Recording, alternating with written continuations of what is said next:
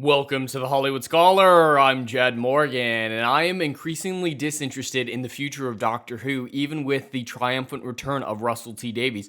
A lot of things that he said, a lot of things that Ncuti Gatwa said, and the other people involved is very concerning to me, and a lot of the behind-the-scenes information that we have about his upcoming era does not assuage my fears that it will just be a continuation of the Christian era, which thoroughly destroyed Doctor Who in so many ways, and it doesn't look like that fear is ever going to get assuaged as there's more information that's very concerning.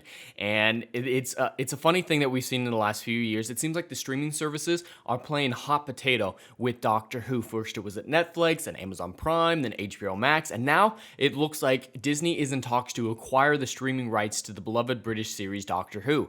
They cannot hold on to the streaming rights for any sort of time. Every streaming service, as soon as they get it, they're like, let's get the fuck rid of this. And a lot of that has to do with the current state of the franchise, I believe, at least personally, because a lot of this hot potato stuff didn't begin happening until the introduction of the 13th Doctor, played by Jodie Whittaker, who we will lovingly call Dr. Karen.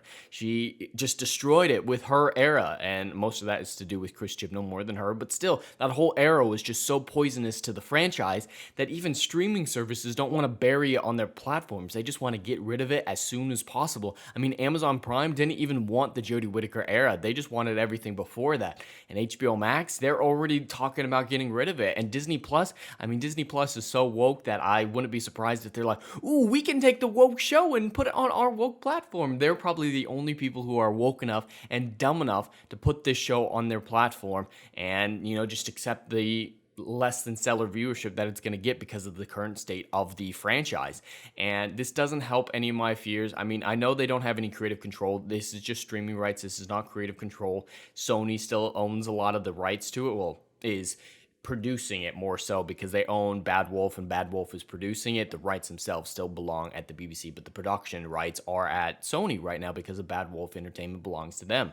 So this isn't a Disney thing. It's still concerning that it's still bouncing around because these studios, these franchises kind of usually have a good idea of how things are going, or at least they hope. And HBO Max is like, yeah, Russell T Davies is returning, but yeah, we don't want to fight for it because, yeah, if they're even in talks with Disney, that means HBO Max isn't fighting for it. And I don't blame them for that. Why should they fight for this franchise when it's dying, even with the return of Russell T Davies?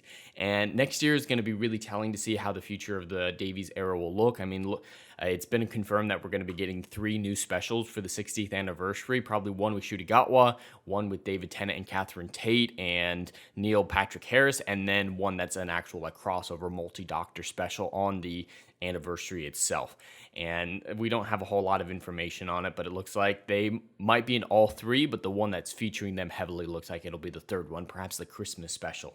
And I'm just not really interested in all this, and it's concerning news, but not really that surprising. I don't really care. I'm got all my physical copies of the good era of Doctor Who, New Who at least, so I don't really care which streaming service it lands on. They can play hot potato till they're blue in the face, and it ends up on Peacock for free.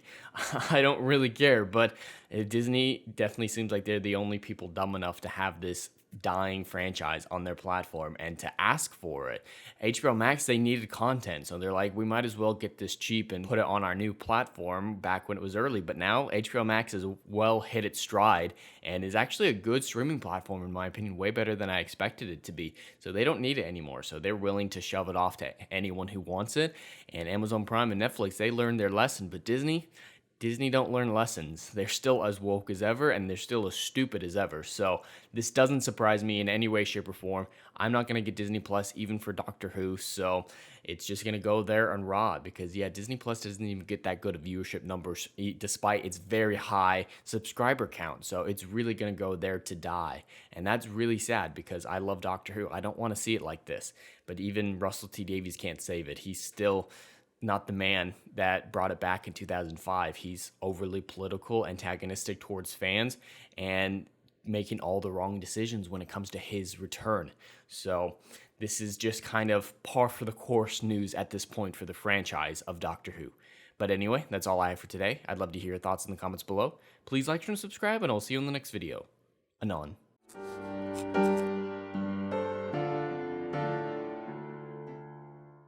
If you like what I do here and want to see good, compelling stories that Hollywood will no longer give you, check out my book series, Odyssey of a Phoenix, a mythological epic about philosophy, morality, and modern-day mental illness issues. Books 1, Down in Flames, and Book 2, Apocalypse Then, currently on sale. Book 3, Kill the Dark, coming soon.